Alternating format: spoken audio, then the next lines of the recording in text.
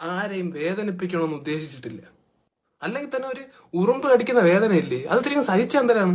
നഷ്ടപ്പെടുന്നതാണെങ്കിൽ വെറും ഒരു തുള്ളി ചോര, ഒരു തുള്ളിയൊന്നും ഇല്ല, അരത്തുള്ളിയൊക്കെയാണ് നഷ്ടപ്പെടുന്നത്. ഈ അരത്തുള്ളി ചോര വെച്ച് നിങ്ങൾ എന്തിനു കാണിക്കാനാണ്? നമുക്ക് കപ്പയും മീൻകറി ഒന്നും തിന്നാൻ പറ്റൂല, പൊറോട്ടയും ബീഫും ഒന്നും തിന്നാൻ നമുക്ക് ദഹിക്കൂല. നമുക്ക് ആകെ ദഹിക്കുന്നത് ചോരയാണ്. അതുകൊണ്ടാണ് ഇത് കുടിക്കേണ്ടി വരുന്നത്, മനസ്സിലാക്കണം. വേറെ ഏതൊരു ജീവിയും കൊല്ലുന്നതിന് മുമ്പ് നിങ്ങൾ ഒന്ന് ആലോചിക്കും, കൊല്ലണോ, ഒരു ജീവനല്ലേ എന്നൊക്കെ ആലോചിക്കും. നമ്മളെ കാര്യത്തിൽ മാത്രം അതൊന്നുമില്ല. ഒപ്പന കളിക്കും പോലെയല്ലേ കുടുംബക്കാരെല്ലാരും കൂടെ സന്ധ്യയാകുമ്പോൾ മുറ്റത്തിറങ്ങി നിന്നിട്ട് അടിച്ചടിച്ച് കൊല്ലുന്നത് നമ്മളെ പിള്ളേരെ. എന്നിട്ട് നമ്മളെ കൊല്ലാൻ വേണ്ടി മാത്രം ഒരു പ്രത്യേക ടെന്നീസ് ബാറ്റും ഡിസൈൻ ചെയ്തത് നിങ്ങൾക്ക്. പാമ്പിനെ, വിഷവിത്തായ പാമ്പിനെ കൊല്ലാൻ പോലും ഒരു യന്ത്രം ഇതുവരെ ഉണ്ടാക്കിയിട്ടില്ല, പക്ഷെ നമ്മളെ കൊല്ലാൻ ഉണ്ടാക്കി. പിന്നെ പാമ്പ് വീട്ടിൽ കയറിയാലും അതിഥി എന്നും പറഞ്ഞ് അതിനെ ഒന്നും മനസ്സ് വിഷമിപ്പിക്കാതെ എവിടെയും കൊണ്ട് തുറന്നുവിടും. നമ്മളെ കാര്യത്തിൽ എന്തുകൊണ്ട് അങ്ങനെ ചെയ്തുകൂടാ?